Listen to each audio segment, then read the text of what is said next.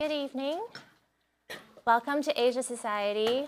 My name is Kelly Ma. I am the Curator of Learning and Outreach at Asia Society Museum. Today's talk is titled Art and Food and Photography, a story of taste from global trade of ceramics and to Instagram age food porn. It's my pleasure to share a stage with my esteemed panelists, Iris Moon, Associate Curator of European Sculpture and Decorative Arts at the Metropolitan Museum of Art, and Natasha Pickowicz, chef and author of, I have all the books, More Than Cake. And we also have Esther M, author of Le Corbuffet, who is also an artist and a scholar. I'm so excited to have this conversation and share with all of you. Iris is especially exciting for you because you have your exhibition opening next week at the Met titled Monstrous Beauty, a feminist revision of chinoiserie, which we'll hear more about in a little bit.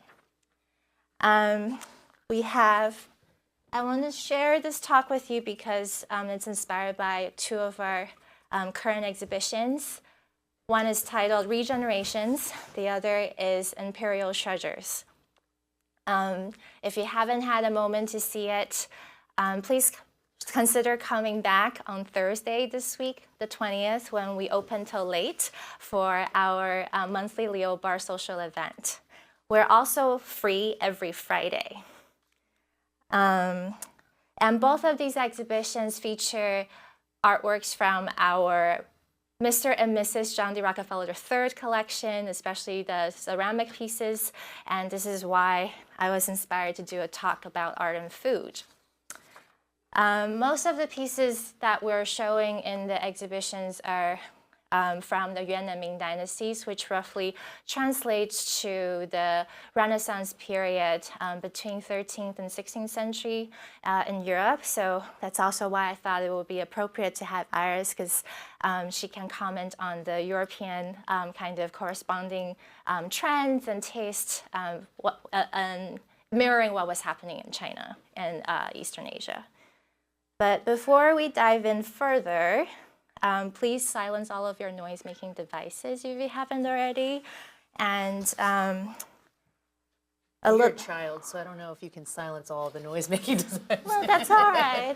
That's not a device. And I invited a child, so. Okay, it's fine. Yeah, and a little bit more PSAs, just so bear with me. Subscribe to our newsletter to stay in the know. Join as a member, so it will give you free admission to our museum exhibitions, as well as discounts to all of our programs and films. And you'll also earn an invitation to all of our exhibition openings. There are discounts for students and seniors and K-12 teachers, and the benefits are the same. So please see our website, which is asiasociety.org/museum, and follow us on Instagram at Asia Society. So I just want to show a little bit more. So here is a pairing from our current exhibition in Regenerations, where we invited the conceptual artist Byron Kim to look at Goryeo period Korean celadon ware, where he is a conceptual artist very drawn to color. So he is looking at the colors of the celadon pieces to create his painting. This is not the actual painting on view, but just for you to get a sense of his ongoing series of work. And you'll notice that a lot of the ceramic pieces that we have on view, whatever shape they are, they tend to be originally meant for food or drink, which is also why I thought this is a good connection. I wanted to frame our conversation from this quote from about 2,000 years ago. So our two philosophers were having a debate on human nature. And the lesser known one, Gao Zi, then told the better known one, Mencius, well, I think the appetite for food and beautiful things is human nature. Mencius really liked to launch into monologues, but on this point, he never actually included in his comeback. So we presume he agreed that it's human nature to pursue nice things and sensual experiences. In terms of like food presentation in our world today, it's actually something very interesting that we are so drawn to these images. But whether or not you're able to produce appetizing images is quite another story. So we have Martha Stewart first started posting these photos when she had more active social media activity. And she's definitely somebody known for having built a whole career in presenting very enticing images. However, with unflattering flash, very dim lighting in the restaurant, so it didn't really matter what kind of upscale establishment she was in. And you can also see from the description, she clearly really enjoyed what she was having and she was praising the chefs. And sadly, it just looked like dubious food from, Legend of Zelda, which was something I learned that was an actual thing from a French child. In terms of like having this opulent setting for your food, it has always been part of our world culture. And I thought one very good example is from a Japanese tea ceremony, where every element you encounter is by choice, and your host has carefully thought of how to present everything, not just the tea, but also to the teaware, to the painting that you're supposed to admire, and even the floral arrangement. And this is Hanako Miwa's work, Hanako's Tea House, that she presented at Japan Society in 2014, working with collaborators. And in terms of teaware, these two pieces are in the Met's collection, and it might be something that you would encounter in such a tea ceremony. And these happen to be made by Hanako's grandfather and great uncle.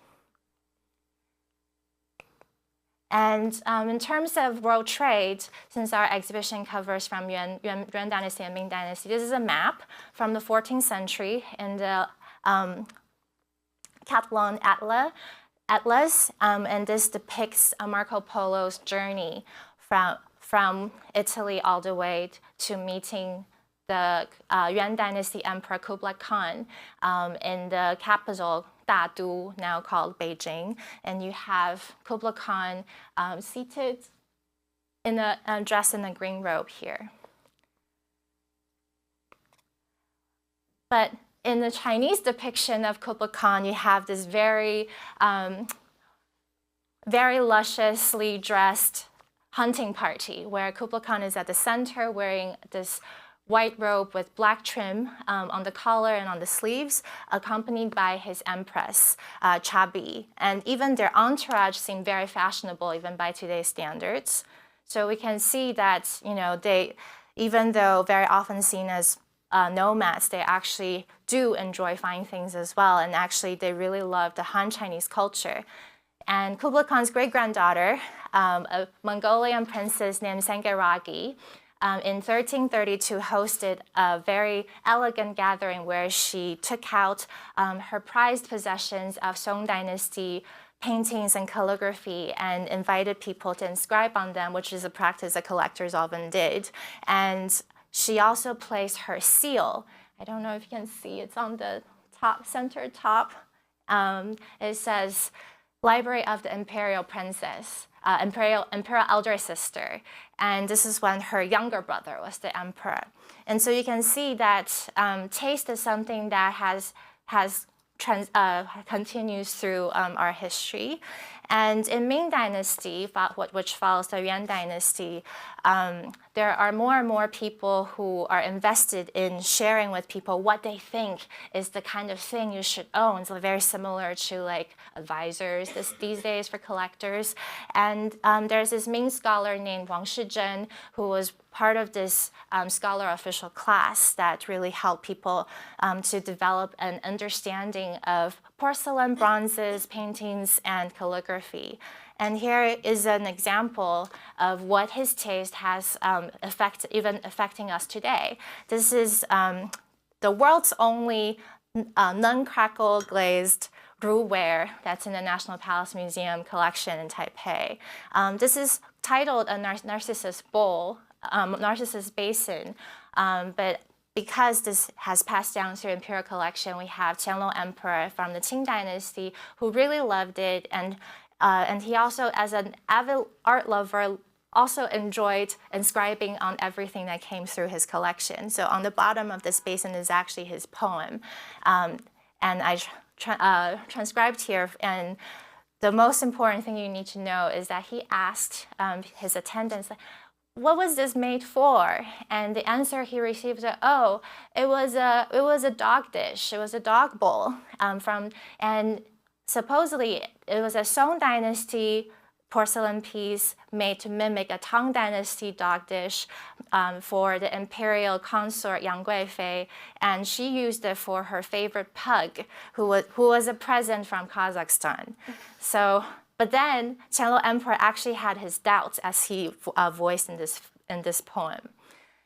And then from the Ruware in Song Dynasty, which was only produced for a very short period of time, for about 20 years, and there was actually an envoy sent by the Huizong Emperor towards the end of the Northern Song to Korea, and then in Korea, around a little bit after, then you see something in our collection that's resembled the same shape and form and even patina that's in the from the Song court. So I think this is also a very good evidence that even though there was a very short period of this Ruware being produced in China, that taste also translates to Korea as well. And then following Yuan Dynasty was the Ming Dynasty, and the most important event that happened in Ming Dynasty was Zheng He's treasure voyages, which was under the Yongle Emperor rule, and he led this giant fleet and reestablished the maritime trades between China and Southeast and South Asia, and the furthest he reached was to East Africa.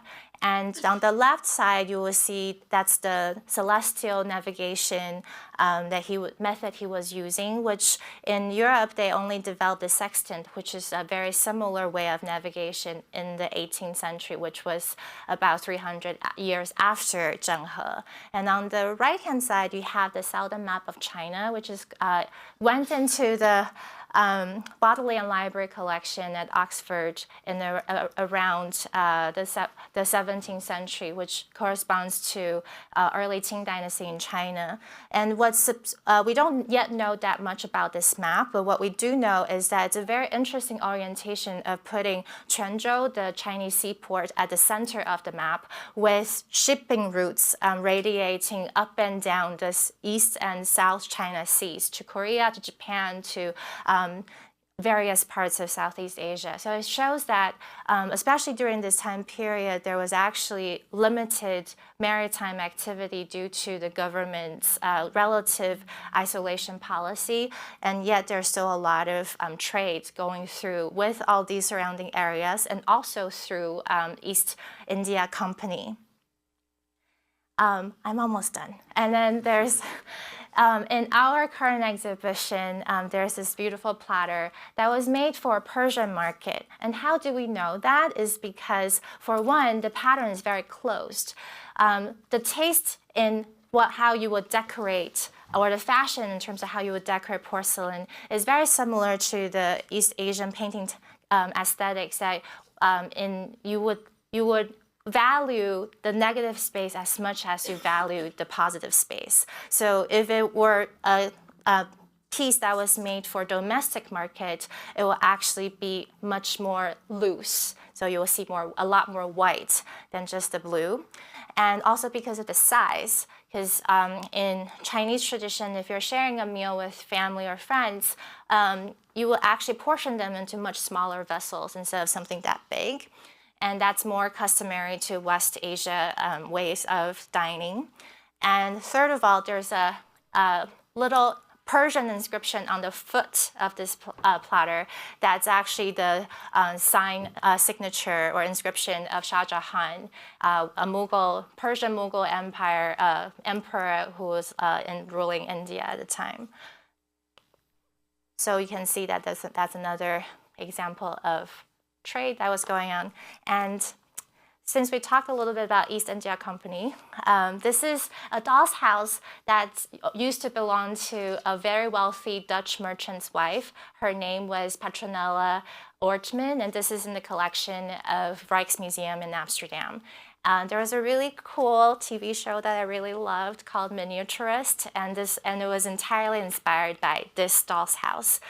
So back then, people would be gifted this doll's house as a wedding present, and they would commission artisans to make every little piece in the doll's house to represent the wealth that they have in their actual house. And this is a blow-up of the display kitchen. They usually have two kitchens in these doll's houses. One would be a display kitchen, which is not where you will cook, but actually show off all of the porcelain or like silverware. And in this case, every cabinet you can actually open, and there's more things that you can play with. And each of these blue and white porcelain she commissioned through the Dutch East India Company to have Chinese artisans in Jingdezhen to make them, to mimic every single thing that she actually owned in her actual house. And this doll's house, including everything in it, was as expensive as an actual canal house in Amsterdam. So it's a very interesting way of how we think about wealth. And I'm going to pass this, since we have arrived in Europe, to Iris. Thank you, Kelly. Yeah, just keep clicking. Yeah. I don't know which way to, oh, okay. Yeah. Great, thank you so much, Kelly, for the invitation. And I'm really excited to present to you a little sneak peek, an amuse-bouche, to use a food term, the exhibition Monstrous Beauty, a feminist revision of chinoiserie that's opening at the Met next week on Tuesday. And I wanted to come back to something that you started with, this question of taste and appetite, especially in the little opening dialogue between the two philosophers. And what I think is interesting about that is that kind of dialogue was really thinking about the natural parameters of taste, right? Good taste, right? The things that are within the sort of realm of human nature and our appetites. But I was interested in what happened in Europe from around the 16th century to the present. I mean, it's not chronological necessarily, but the question of how and when porcelain became associated with unnatural appetites, and specifically the unnatural appetites of women.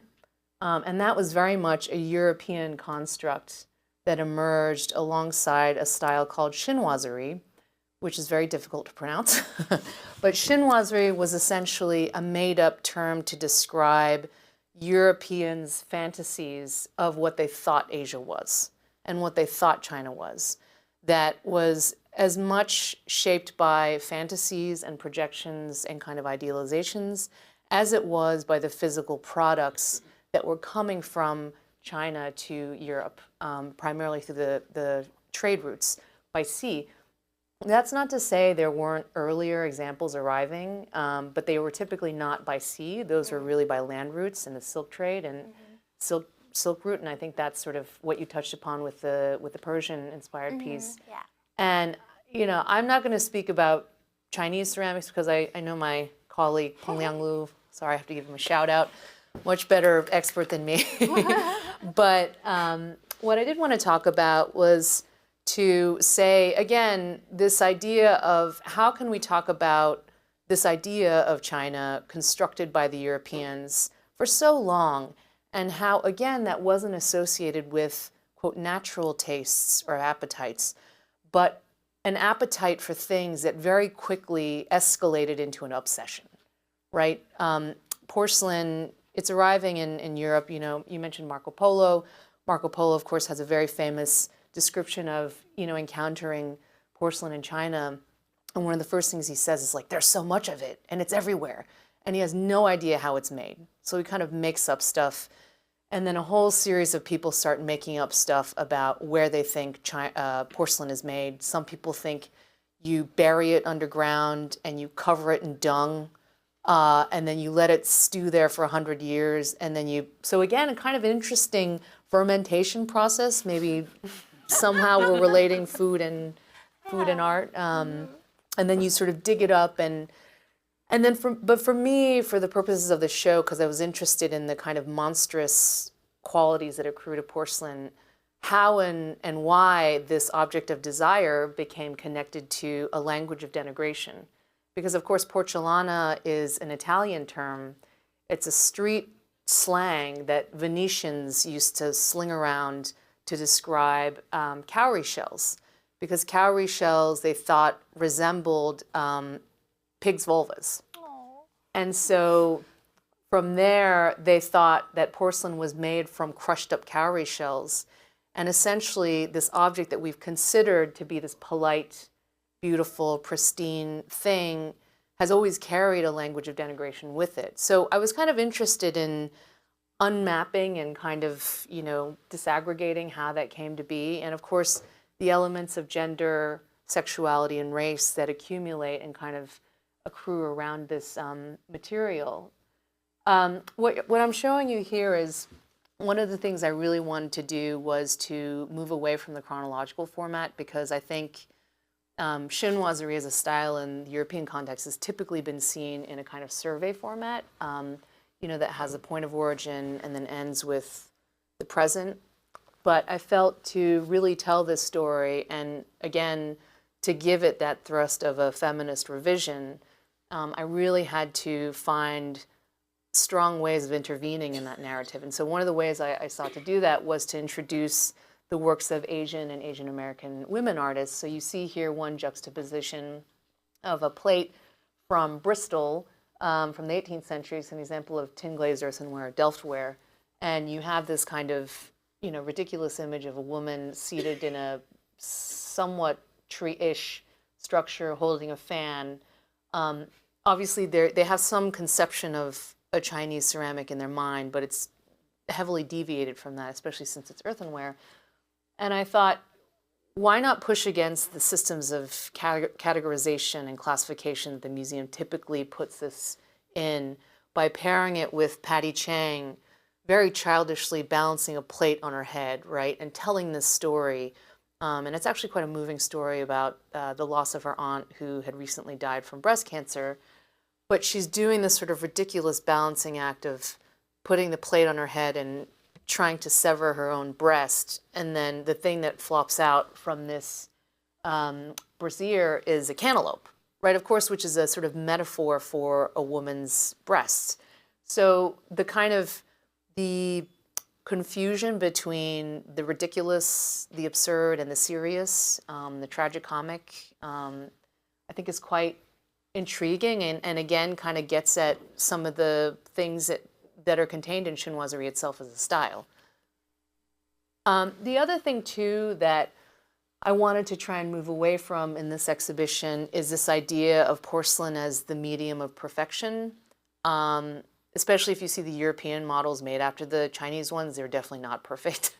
But I just wanted to share a funny anecdote. So this is a piece of cracked porcelain, a type of design made in the Ming Dynasty that the Dutch became obsessed with. You saw it in the baby house that Kelly shared.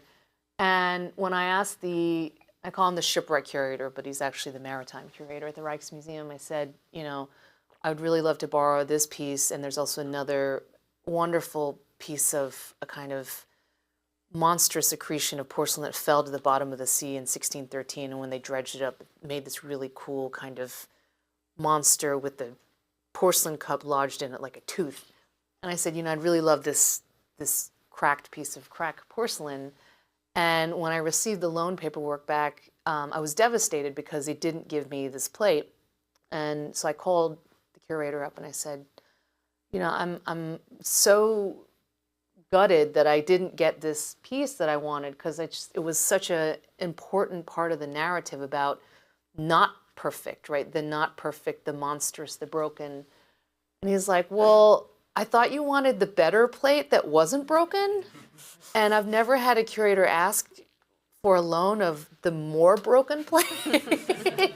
But then when I finally explained to him the whole concept, he's like, okay, get it. So when he came to visit, when we were installing, he's like, now I see why you needed this in the exhibition. But I think too, to sort of, come back to the subject today, this idea of the porcelain plate as a vehicle for these unnatural appetites, but also as a thing to be consumed itself in a way. And what I like about this is that the shipwreck, the broken plate, gives you a sense of how monstrous that appetite for porcelain was, to the point where they were shipping massive quantities of this stuff on ships. I mean, it was originally ballast to balance the ship. And then at some point, some genius merchant was like, wait a second, we can sell this stuff after we use it to balance the ship. So that's kind of what drove that appetite for this blue and white material. And again, this is not strictly a piece of chinoiserie, but there's something about the material of porcelain itself that carries with it that signification of the monstrous that it first came with in the early modern period. This is an example of a sweetmeat dish made by Doccia, which is an Italian porcelain manufacturer. And by this point, they'd figured out how to make hard paste porcelain using kaolin and high fire temperatures, because they didn't know how to do that for a really long time. So again, this recipe, this idea of a recipe too, I think is a segue between food and objects. But, you look at this and you're like, the hell were they thinking? This is not appetizing. It's monstrous. But of course, for the Italians, and starting in the Renaissance, the monstrous itself was tied to this language of marvels and wonder, right? Monsters, etymologically speaking, comes from to show, right? Monstrare. And this idea that the monstrous was a sign, right, of the exceptional and the non-human, but also the special. That travels throughout Italian art, even up until the 18th century, at the point at which they already know how to make porcelain. There are massive quantities of Chinese porcelain coming in, so it's everywhere. And yet it still has this kind of language of the special and the exceptional and kind of strange tied to it. And again, to look at that story from an oblique angle and to ask, well, why is a feminized monster's body used as the vehicle for this appetizer plate, right? Sorry, it's too much alliteration. And of course, the other thing I was interested in kind of unpacking is how this white material, porcelain, becomes the kind of blank slate for racial fantasies of the other.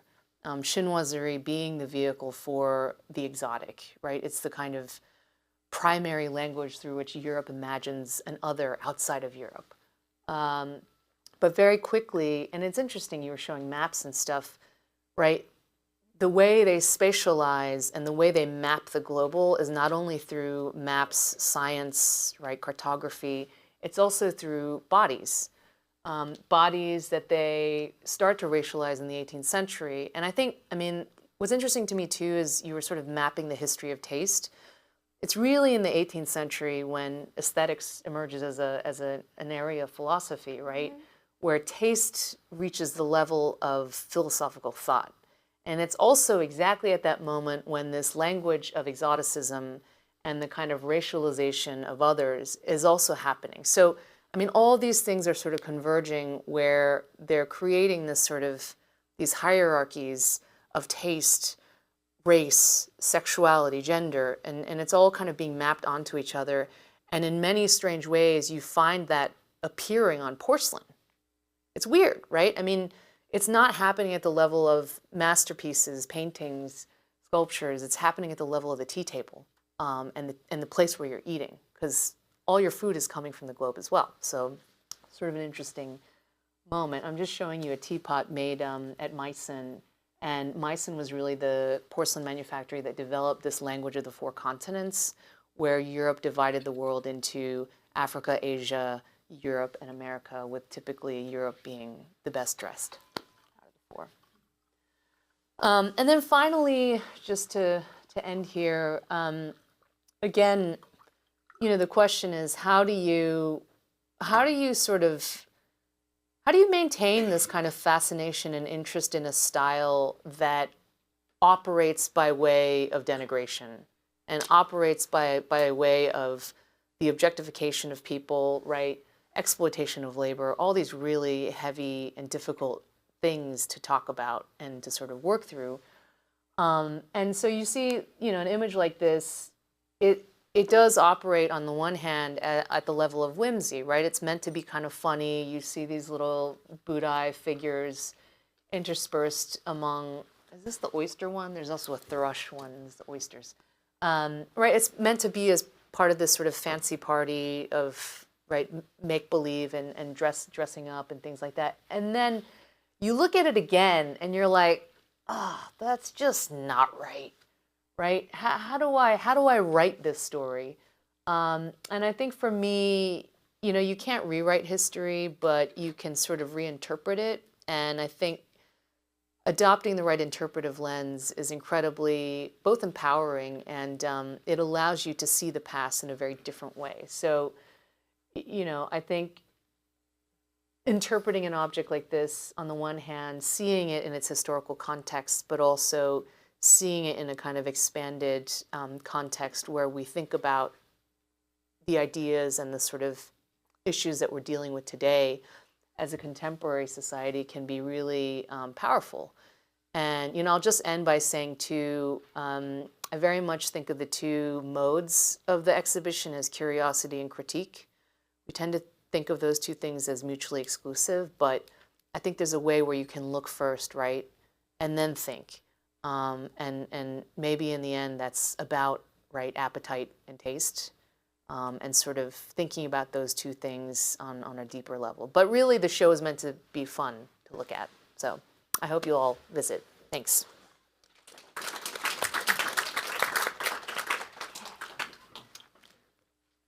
Okay, I think we're switching platforms for. Yeah, do you mind just moving one slide over? Yes. Oh. I just wanted to show the Western influence porcelain in our collection. So these are a bit later. These are Qing Dynasty in the Yongzheng reign. And these are actually techniques they have learned from the Jesuit missionaries. This is actually very fascinating how much the Jesuit missionaries actually know how to do everything. They know how to do calendar, they know how to do planets and stars, and they also know how to make enamel. And this is how they were able to share the pink with the rose colors. So that's how, when the later Ming and early Qing Dynasty court, there were a lot of these Jesuit missionaries who learned to speak Chinese, learned to read and understand Confucian philosophy, and some converted to Taoism or Buddhism. And so they gained the trust of the rulers, and then therefore their techniques also got incorporated into imperial kiln productions. So they're pretty nice, no? All right, sorry, we can switch. Okay. Yeah.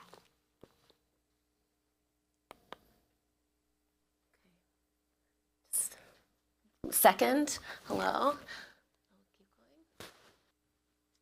We'll just need a. Speaking of monstrous appetites, hello, thank you so much, Kelly, for bringing us together. This is really exciting for me to be able to contribute. When Kelly shared the prompt and gave me an amazing tour of the exhibitions in the building, I immediately thought about all of the thinking I've been doing about hot pot lately, or huoguo, because I just finished the manuscript for my second book, and it is all about hot pot. So yeah, I feel like coming off of Monstrous Appetites, to me, that really is epitomized in the hot pot meal.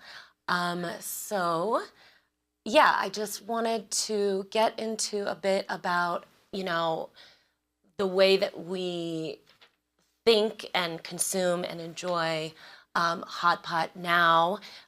We can think about, the way that we think about it in a modern sense, all of its kind of iconic visual signifiers did come from a multiple set of histories. You see these illustrations of everything from fishermen going up and down the Yangtze River to Mongols kind of sharing a meal around a fire. All of these stories sort of add into what our contemporary understanding of what the meal is, but we'll also see how that is later also subverted by these origin stories. So yeah, you can really see hot pot has always been sort of a meal that is obsessed with aesthetics. On the one hand, you can see it as sort of this meal, this ostentatious meal that might be enjoyed in a kind of imperial court setting, which is, carries over into how we enjoy and think about the meal now, with kind of dried chrysanthemum tea, perhaps like bobbing on the surface of the broth. We all are familiar with hot pot, right? It's sort of like a communal meal where you're sort of cooking small bites of food a la minute in like kind of shared broth, and you sort of make this kind of group soup together through these kind of infinite number of kind of cooking your food together. It's incredibly fun, and the visual aspect of it is figures so heavily. You can see it now, even just this iconography of like the camera eats first. It's like kind of like a knockoff Mickey taking a photo of hot pot before you dive in, so love that. The amazing thing about hot pot is it can really sort of encapsulate all kinds of experiences. If you are cash strapped, it can be this very quotidian meal that you sort of share on the street with friends. The photo on the right is a great Vietnamese restaurant on Forsyth called Mom, which I highly recommend. But these kind of like short stools are I associate with hot pot too. And then you kind of get into the kind of visual language that makes hot pot so distinctive. And it begins in a restaurant context with the menu itself.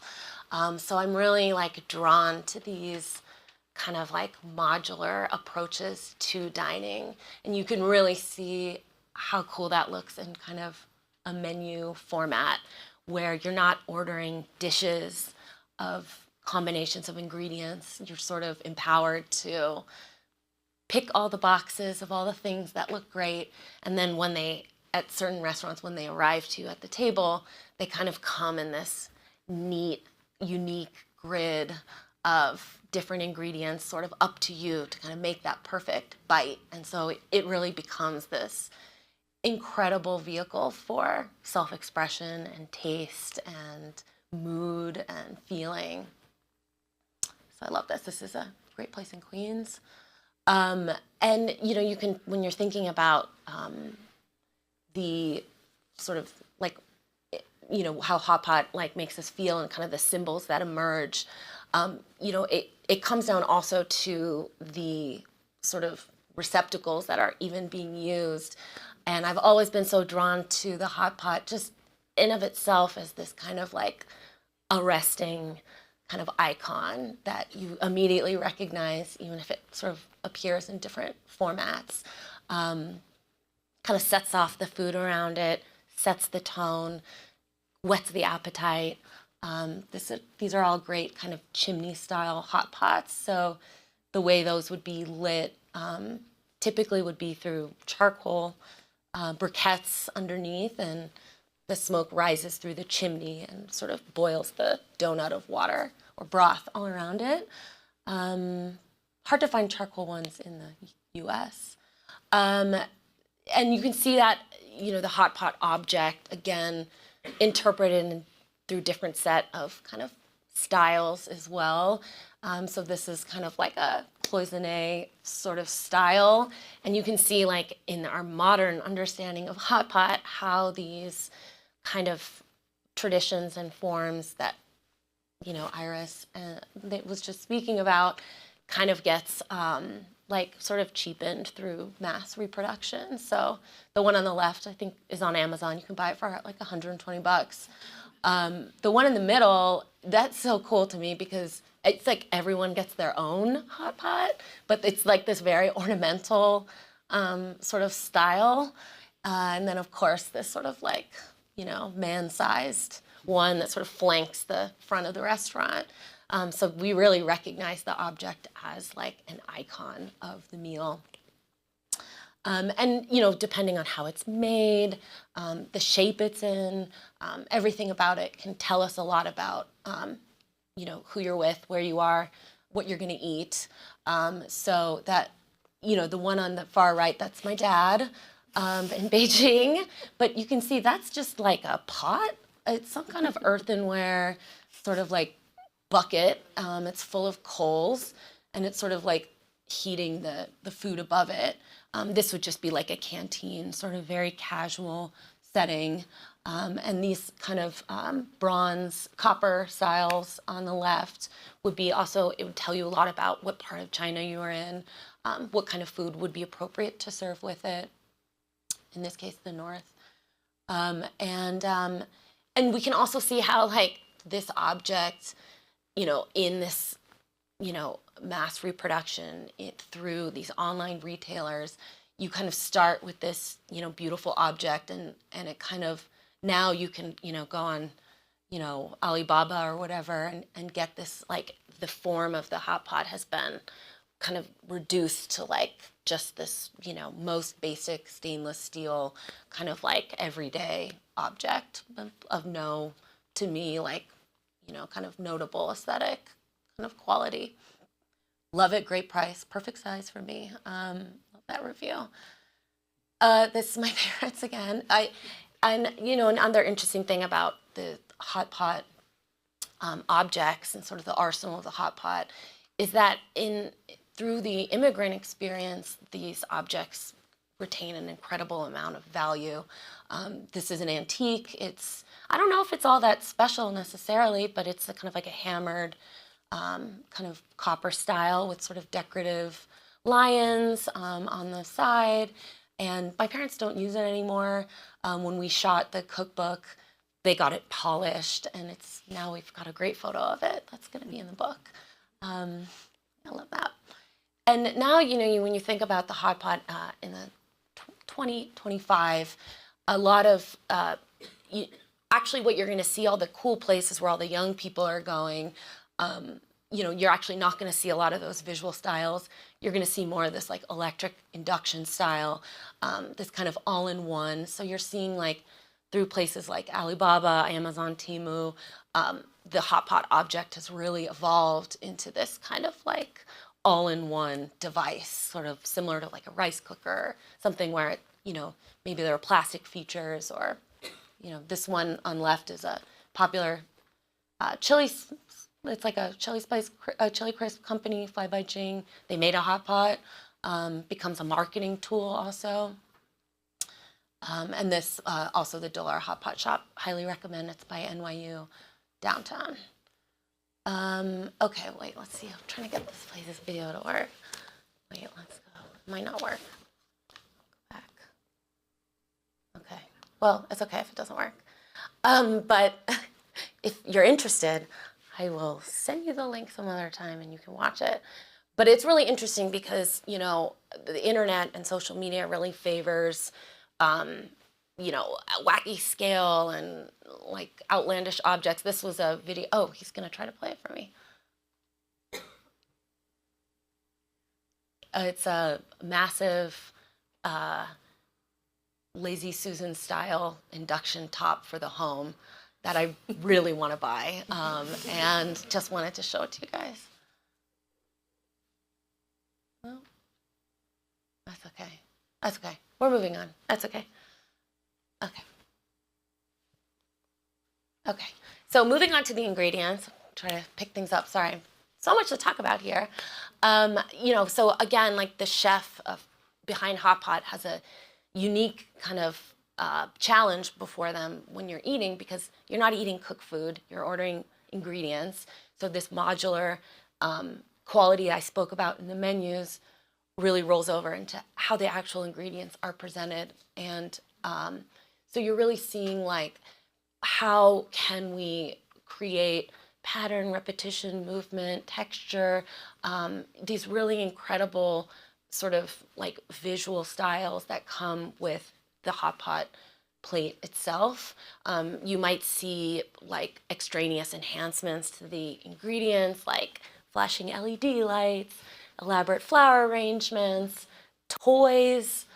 Yeah, just more styles here. This is a really cool style of hot pot that focuses around the skewer. So you're just seeing how, with all the many variations of hot pot itself, and I'm speaking really obviously just about China right now, because there are incredible hot pot traditions all over Asia.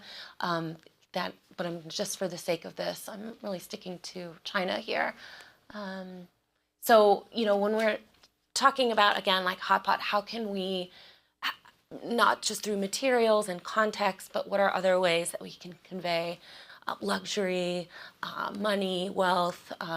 So even ingredients themselves might be plated or presented in a certain way to kind of translate that to, you know, the table.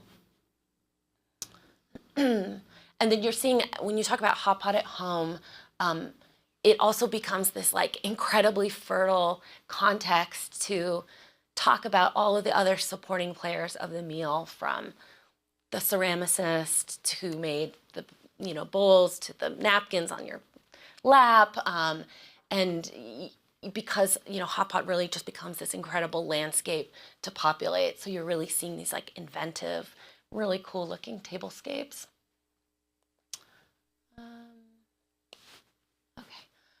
Okay, so a great thing, I really think about hot pot sometimes on similar terms as like the all-you-can-eat buffet. In other words, eating experiences that have theatrical or elements to them that you might not associate with dining out. So these are all things I've personally experienced, and I'm sure there are so many more, but often you'll see like this hot pot being gamified. You know, you can get a subscription where you can accrue points. There might be, you know, games. The ordering experience is, you know, through an iPad and kind of like a fun way. This is one of my favorite ones. Also, the private dining room in this kind of hot pot culture is completely fabulous and available to anyone. But some of these places have like private karaoke, so that I can attest is incredibly fun. And then you kind of see this, I don't know if, you know, you want to say insidious, but just sort of inevitable sort of result of these kind of theatrical elements in the hot pot restaurant. This is another great spot in Flushing, but it's really like trying to replicate sort of a romanticized version of a rural Chinese village. So you can see there's this kind of Maoist era propaganda on the walls, on the mug. There's these, you know, fake chickens, giant wooden water wheels. You know, so eating hot pot in this context really makes us like kind of question, how are we engaging with these spaces, and how is this playing into our perception of Chinese history and you know, the world that we're in now. And then but you also can just see these really futuristic, far out, cool restaurants as well. This is one I went to in K-Town called 3 Hot Pot, and it's outer space themed. So on the wall it does say, "That's one small step for man, one giant leap for mankind." And there are kind of this incredibly, it's kind of like the Disney, the like futuristic, retro-futuristic side of Disneyland too. Okay, keep going here. Oh, this is a really popular chain, Hai Di Lao. There's one in Queens as well. So you can just see all these different little flourishes. That's how you get your food, is through a robot. If you eat alone, they'll give you a stuffed animal to eat with you. When you get there, while you're waiting, you can get a hand massage. It's just a blast. Gets tired eating. And you can really see a lot of ways that we're all finding out about this stuff is through forums like Reddit, these kind of user-generated content forums, Yelp, Google, where you're really seeing like how these trends are meticulously cataloged and written about. And this is in Chengdu. And, you know, for me, it was interesting to contrast that with this idea that hot pot is still not a topic that is spoken about at all in English language cookbooks, but is very popular on social media. And so this is, so to get into the social media of it all, you know, I'm fascinated by how social media responds to hot pot, or how hot pot sort of adapts and evolves to these visual apps. And so, you know, I love this one. Movie theater serves hot pot instead of popcorn. This is a Reddit subreddit here about Chinese food. Audiences are unsure if this is good or bad.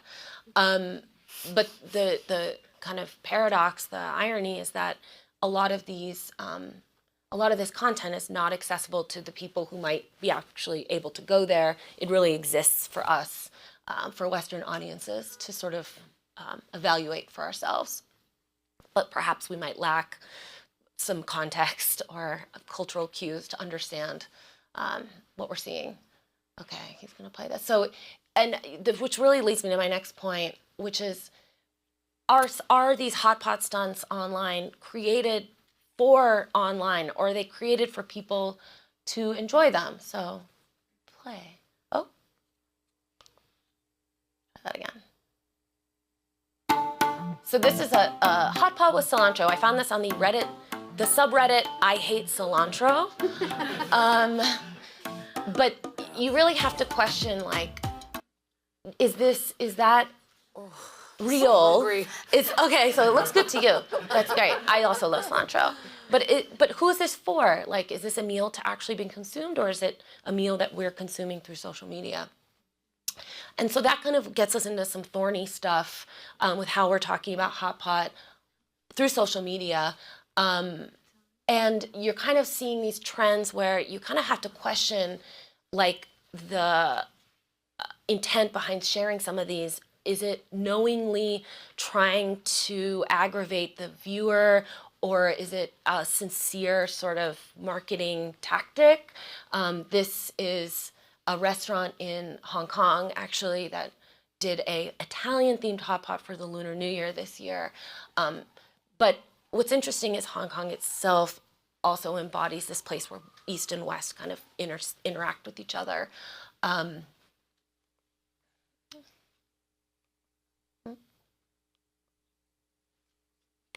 Sorry.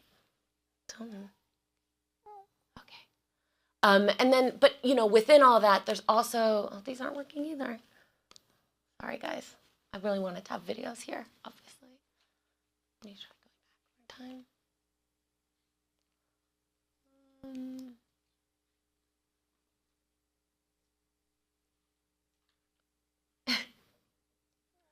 Well, I guess my point was, you know, social media, like, despite the lack of nuance we might sometimes experience, it also does become an interesting place to sort of learn about things, and have access to certain places. One of them was a rave in China that was happening. There's hot pot happening on the second floor, so it's really, really, I was like, wow, that looks amazing. Oh, there we go. Okay. So yeah, I mean, it's world's largest spicy hot pot. Yeah, it's a really fascinating thing for me to think about. You know, I think, how do we reconcile that the popularity of Chinese food in the U.S. with this idea that, you know, there are anti-Chinese sentiment is perhaps stronger than ever, and, you know, that is obviously made all the worse when we think about social media and the sort of power of the anonymous commenter. The comments to this particular post, I can tell you, were intense. There's triggers very strong reactions in people, and I think if we're contextualizing it post-pandemic, you know, there's a lot of fear around communicable disease, and you look at this hot pot sort of representing this popular mainstream meal, but also perhaps like there's additional disgust that is happening alongside that. So yeah, let's see if we can play at least a little bit of this. There you go. Is this the largest hot pot you've ever seen? But it's so interesting because it does generate such a strong response in people who, are worried about, disingenuous feelings about cleanliness or hygiene. But these are the kind of stunts that really were made for the internet. All right, I think that's.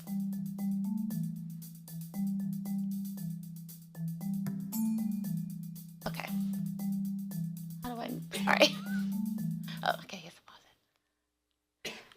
it. So, and I guess I also wanted to amend that with, how do we fact check these images in this sort of age of AI, also age of censorship, because we see these like really otherworldly images, but how can we know the truth behind them and how if it was manipulated? We really don't know, and we are in the news. We're being fooled all the time. But what's interesting to me is like, I'm like, who's creating these things? How are we taking them in? How are we like sort of interrogating their value? Is it any more or less relevant to the hot pot discourse if it was made by AI? For the record, I think this is a real place. But yeah, so human hot pot, nice place to end on. This is a real place that provides, because a lot of ingredients in the hot pot sort of dovetail with traditional Chinese medicine, like ingredients. So you're seeing a lot of crossover. And that's, again, I think some of the nuance that is lost on the Western audience. And yeah, so I guess here's another one. But I guess, I guess I just really wonder, and I just want to present this question is, are perhaps these types of scenarios presenting some kind of utopian fantasy of community through literally sharing, sharing this like body together, this shared feast. And it's just a good thing to think about. But I think ultimately, but ultimately, why I wanted to write this book was to talk about really the idea of hot pot at home and how, we can create these visually loaded moments with our families and our communities, while also bringing in our own ideas around creativity and authenticity. Yeah, thank you. That's awesome.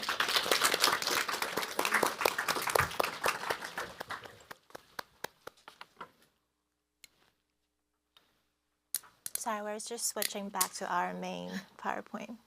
There are two. Okay. I think you can click now. There we go. Thank you to Kelly and the Asia Society for the opportunity to speak with you, and to Iris and Natasha. Your presentations were so fabulous, and I'm so excited to unpack more about the politics of food in its presentation, and the way that these things structure sociability. And also thank you to all of you for joining us tonight.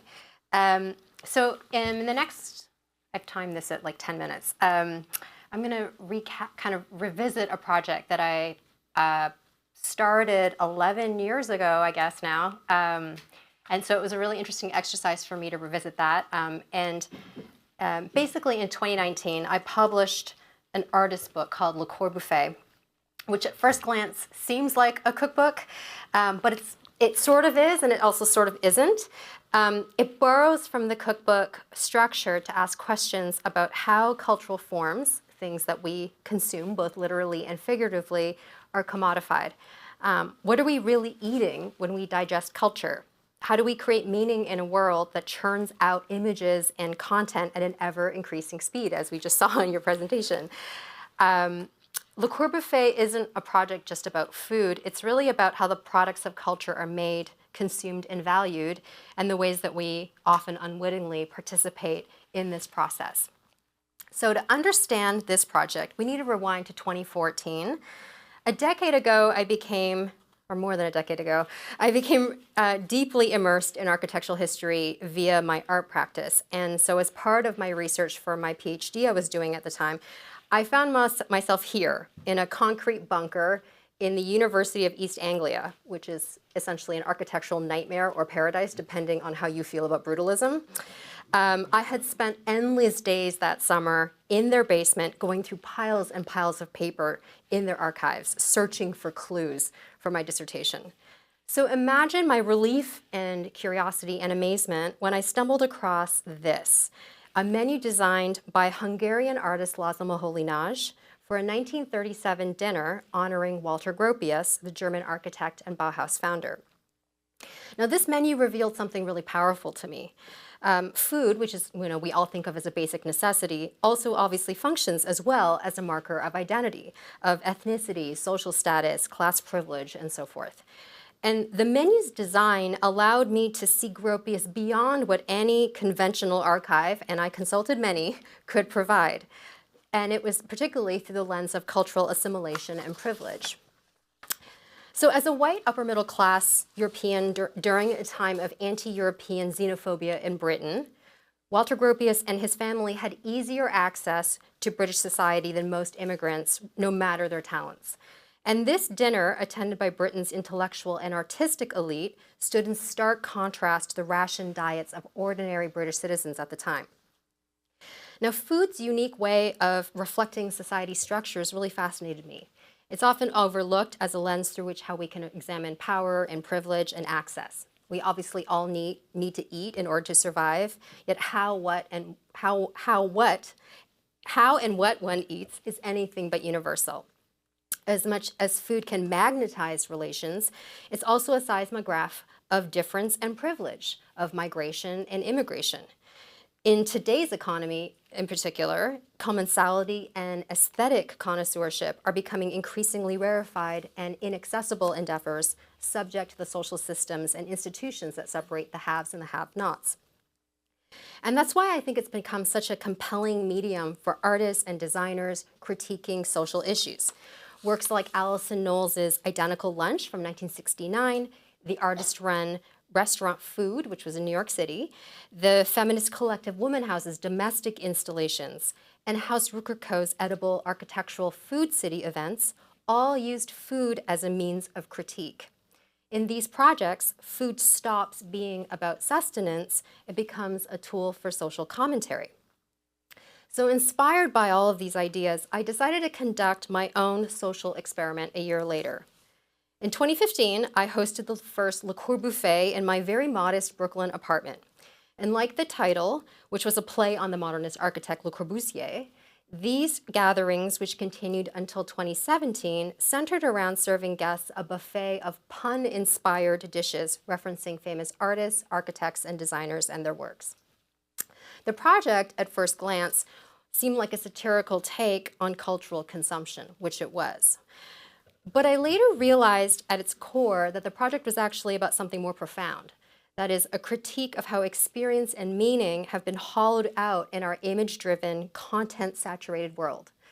The scholar and cultural critic Anna Kornbluh calls this era the era of disintermediation, where meaning has been stripped of nuance and complexity. With digital culture, she argues, everything is made immediate and visible, leaving no room for reflection. We've lost that slow, thoughtful process of embedding meaning into our work. But as Kornbluh argues, true mediation or meaning making, which she describes as the process of connecting extremes and making abstract ideas tangible, requires time, nuance, and care. So as these dinners continued, I began to also consider the politics of hospitality. In a world increasingly marked by inequality and privatization, preparing a meal for someone and sharing resources like hot pot can become a radical act. The kitchen and the dining table can thus become contact zones for asking questions about how we wish to live together and what conventions, constructions, or narratives are actually preventing us from doing so. Now, a year later, the universe then decided to send me another gift. A curator friend I had sent a Le Corbuffet invite to, showed it to an editor at Prestel, one of the oldest art and design publishers. And this led to a conversation which resulted in the book being published a year later. I also want to, as a sidebar, like cookbooks were the only books that were selling at the time. No one was buying art and design books or monographs because of this massive sort of recession that had taken place, and every publisher was, worried about going under. So everyone was dashing to start publishing cookbooks. And so, Prestel felt that this project really kind of triangulated their kind of, their traditional kind of focus on art and design, but also could pivot towards something that was a little bit more lucrative for them, or so they thought. It wasn't that lucrative. I wrote and shot Le Corbuffet in my apartment while completing my PhD dissertation, using it as a reprieve from like the insanity of writing a dissertation, but also as a way to return to my artistic practice that I had put on hold essentially for academic work. I'm a recovering academic, by the way, so. So this book draws from a tradition of artists that have used cookbooks to explore food, culture, and rituals. It sits alongside works like The Futurist Cookbook, where Marinetti rallied for the political possibilities of a low-carb diet, or Salvador Dali's Les Dîners de Gala, a surrealist take on gastronomic indulgences. But Le Corbuffet doesn't just offer idiosyncratic recipes or fantasies.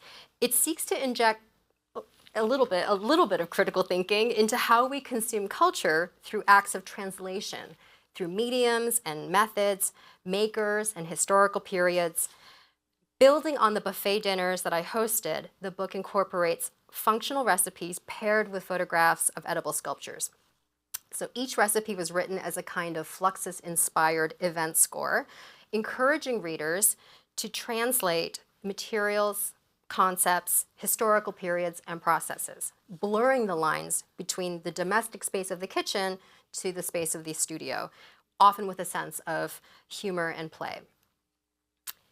The book's still life photographs use editorial techniques while also subverting conventional food imagery. I often paired imperfect homemade dishes with commercial packaging on objects or ingredients that I had on hand. From a photographic and sculptural perspective, irregularity and imperfection prove far more interesting than striving for Instagram kind of perfect images of food.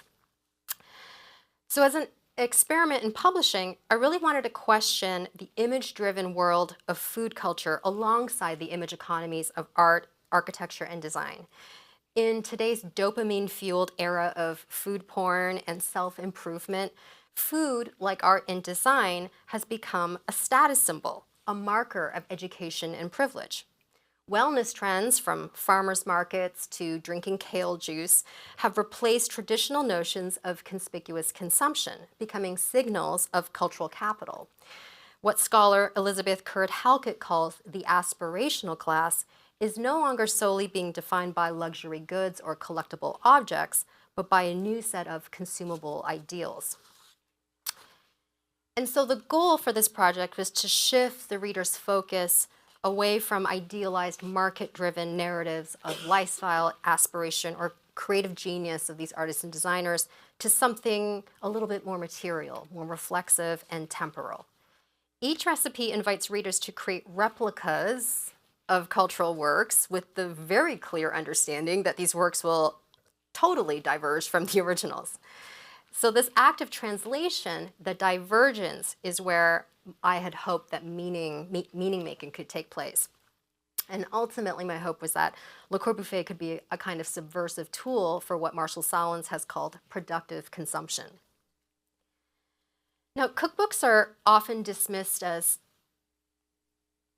simple domestic guides, but they hold, in my view, the potential to be something far more intricate, a kind of social architecture shaping labor, attention, and resources in ways that affect both culture and society. Recipes, in their kind of quiet precision, function as algorithms, formulas for not just what to make, but how to relate, how to gather, how to share, and how to consume.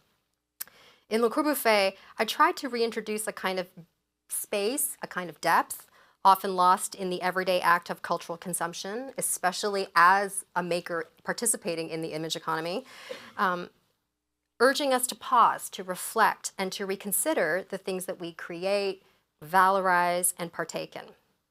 Now, when the book emerged and was published, it totally got swept up in the cultural water supply, in some ways confirming its own hypothesis. This opened up numerous conversations about visual consumption, the attention economy, and the image economy, topics that I won't be able to fully unpack here. But I will say to close that at its heart, the project wasn't merely about pushing back against old narratives or historical canons in art and design with humor and aesthetics. It was actually trying to carve out a somewhat speculative space, a small shift towards rethinking the ideals of cultural democracy. Thanks.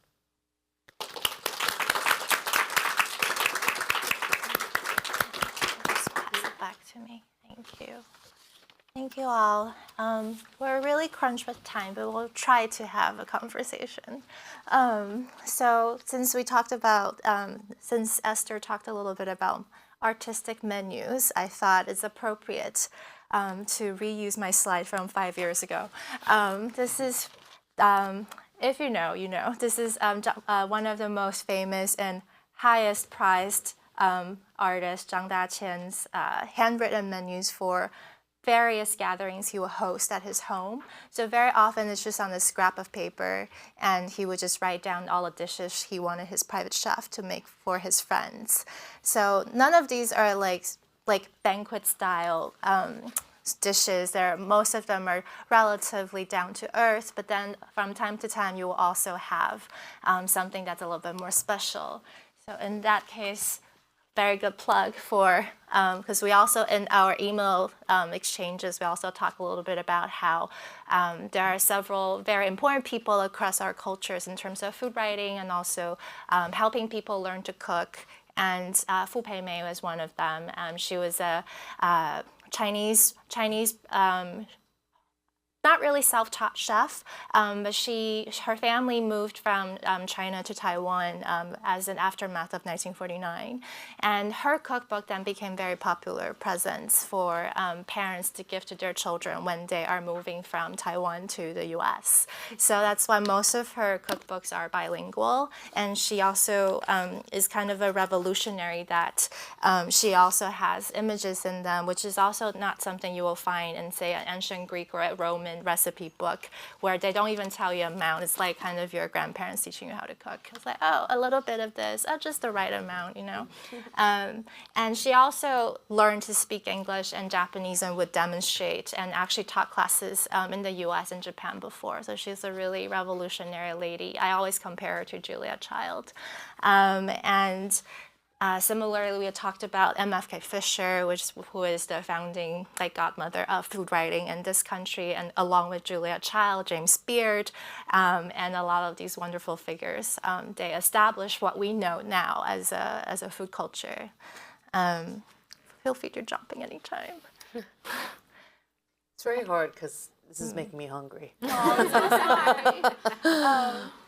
But we also talked about the communal aspect of things, and both in terms of Esther hosting her dinner parties, Iris's objects are meant to be displayed and to be shared, to use to impress. And so we also have Li Mingwei, a Taiwanese American artist.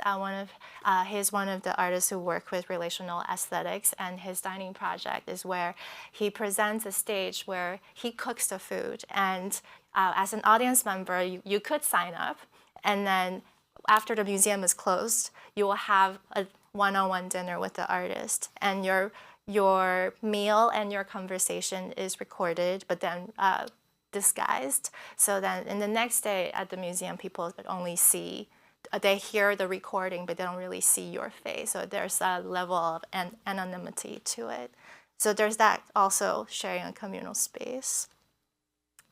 But I also thought because we also talked about this whole image consumption, and it's starting from very early on. This is a painting made by a Buddhist monk in China, and eventually this became a Zen kind of representation of what Zen is and when it arrived in Japan, and it's now in Kyoto. And it's only been traveled outside of Japan once, which was a few years ago at the Asian Art Museum in San Francisco.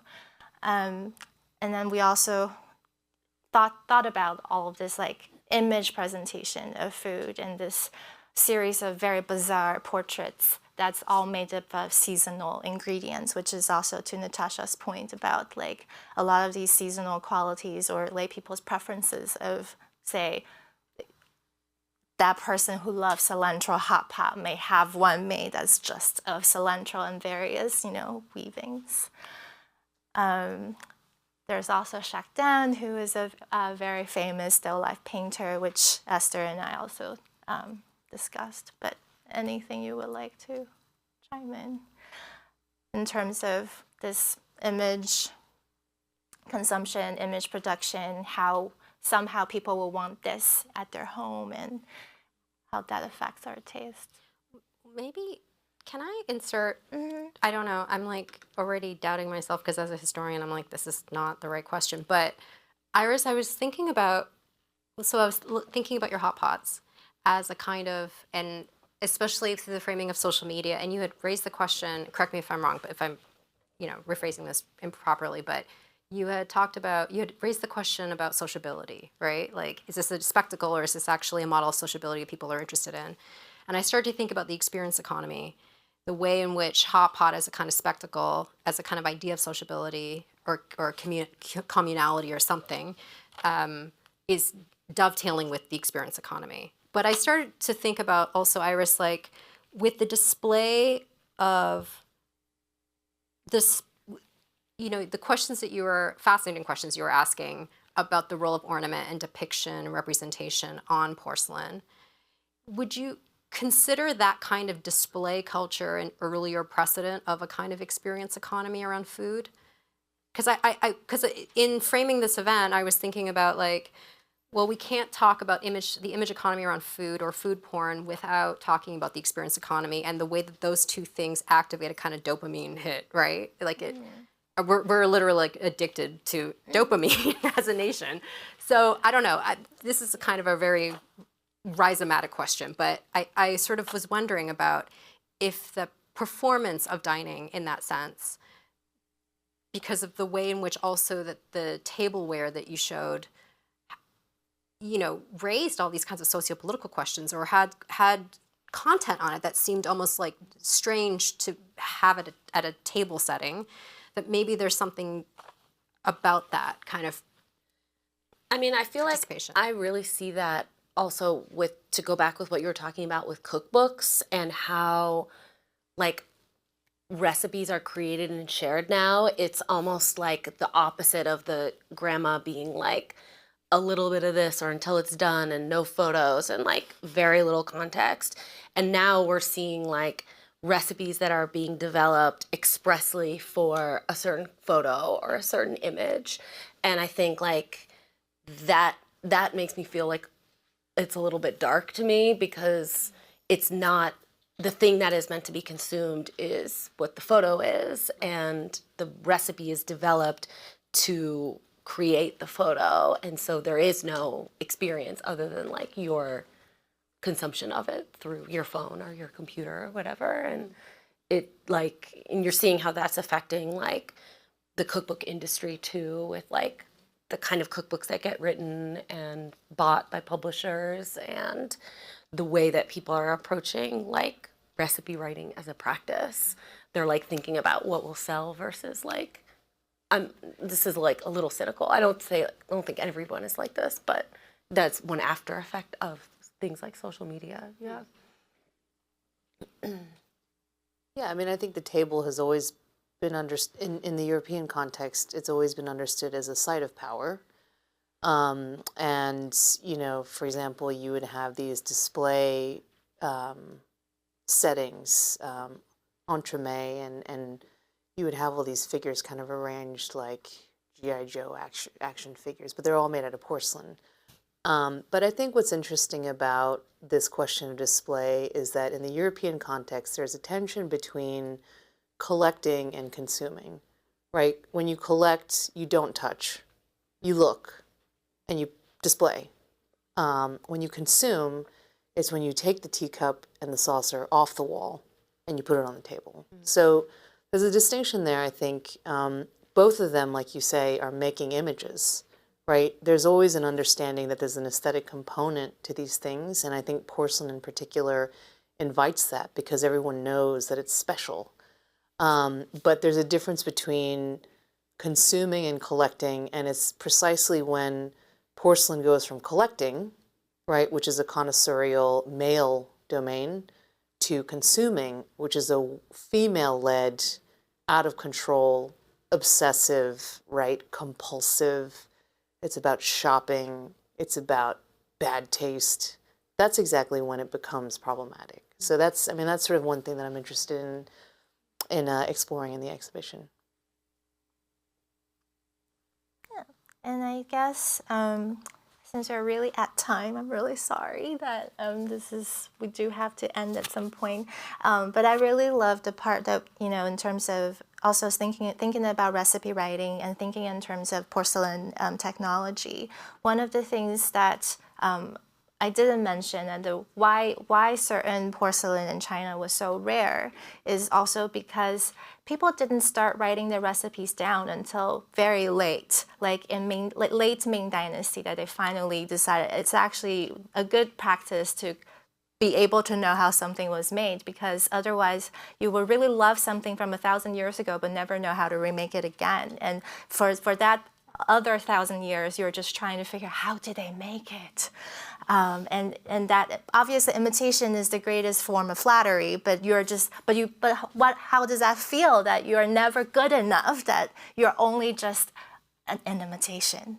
So, which is also kind of similar in terms of food, like what we remember, the flavors we loved when we were little, and it might not necessarily be the best tasting thing in the world objectively, but to us, because it's a piece of memory, it's very important, it's very dear to us. There are other relationships that are associated with it, and that's what makes it taste so much better. Or maybe it's because at a moment of need, like you're feeling really unwell, and then your mom made you this chicken soup, so it became the best chicken soup ever, but maybe it's actually not that much, maybe just from a can, so it's not even that special. I guess, are there any questions from the audience?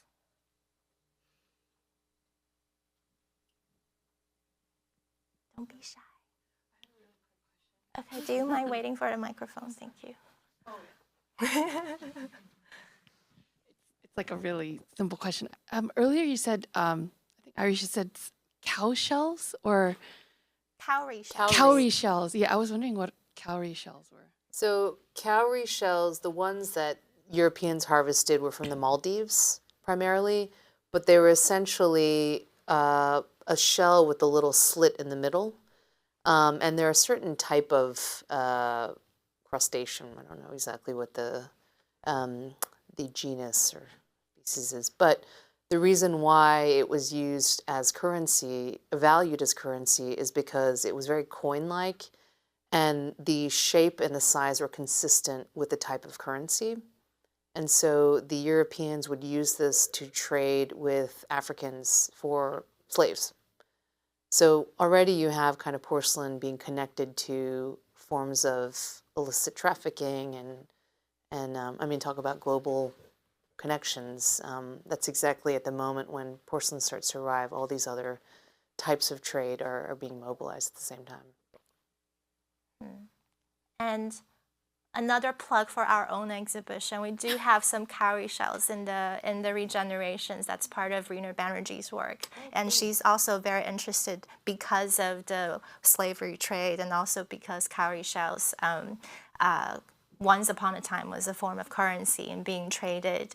And she herself, being an Indian artist, born in India, her family then moved to the UK before relocating to the US. That's why she feels this kind of kinship in a way to these objects, especially in the pieces that she had chosen to be displayed with her new work in our exhibition, is also thinking in terms of how she herself is an object being transported not by her parents to different parts of the world. So yeah, so there's a lot of theme of migration, a lot about travel, about trade, that's all permeating through our actually 4 exhibitions this spring. And any other questions? Yes? Thank you. I have a question about, when we talk about porcelain, it is also a container. And I feel like through thousands of years, food presentation is also the conversation between the food itself and the container it's in. So why are we thinking that, Natasha, you said there's a dark view, or you think there's negativity and comes with it when we think about presentation of food? But I feel like thousands of years ago, when there was before photography, rich people would pay people to paint their dinner table, right? Like paint what I have, see what I do. There's also some kind of showiness in this. Like, what's your view about this? Why do you think it's bad? Or, is it just like development instead of how things just like come out in a new format of how we present food? I mean, I don't think anything's like inherently good or bad. I think, the way that we are eating and sharing meals with people is like a form of communication, and it's like a tool that we can use to tell people like who we are in the world and the value system that we have around not just what we're eating, but like the way it's presented to people. But like, because my background, my training is as a chef, and so obviously like presentation is incredibly meaningful to me. And it does so much. Like eating is already such a sensorial experience, but it just does so much for setting the tone and expectations and, creating that context for like everything that's going to happen after that. So yeah, I don't know if I think it's like inherently good or bad. It's just, but it's definitely always at the top of my mind. Yeah. There's one question in the back. Last question.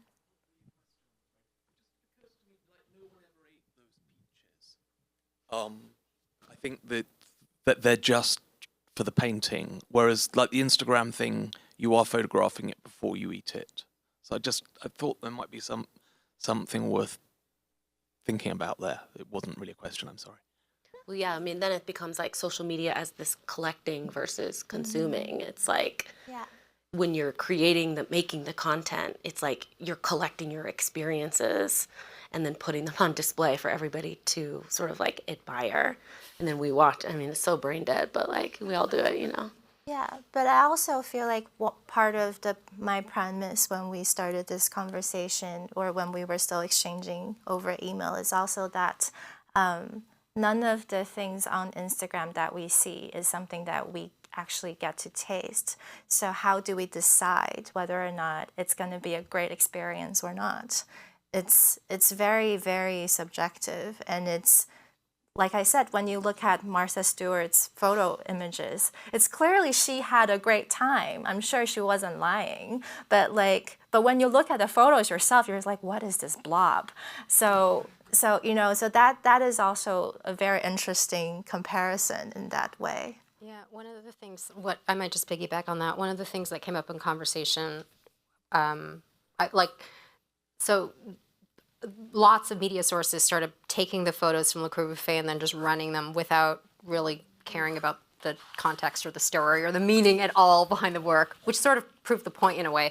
But I remember I was talking to a writer, and I was commenting on how there was this like luxury magazine with like Rolexes and like all the cars you're supposed to want, all this aspirational class kind of stuff. And then they had Le Corbuffet, like, you should buy this coffee table book. It was, to me, was totally like, what? Like, is that the demographic that's gonna read this book? And she had a really interesting observation, which was like, well, because I was saying it's as if they don't read the images semiotically anymore or something. Like, we're not seeing what's actually in the picture anymore, so there's something else that people are looking at. And she said, it's production value. Mm-hmm. We're just seeing production value. So they just see something that looks like you lit it with studio lighting, that you clearly have like you seem to know how to do that kind of work, right? Which I do for magazines sometimes, and that's what we're actually consuming.